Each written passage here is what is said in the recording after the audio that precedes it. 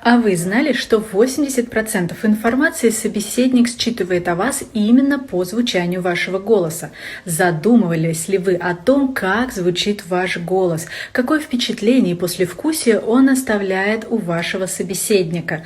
Как вы звучите в мир? Что вы несете своим голосом? Какое эмоциональное состояние вы передаете вашим слушателям? Если вам не безразлично, как звучит ваш голос, если вы хотите сделать его звучание красивым, выразительным, уверенным и благозвучным, записывайтесь на мой марафон «Магия голоса». За 2 недели мы проработаем все самые важные характеристики голоса: громкость, высоту звучания, тембральные окраски. После этого марафона ваш голос уже никогда не будет прежним, я вам это гарантирую. Подписывайтесь на аккаунт, переходите в телеграм-канал и до встречи на марафоне.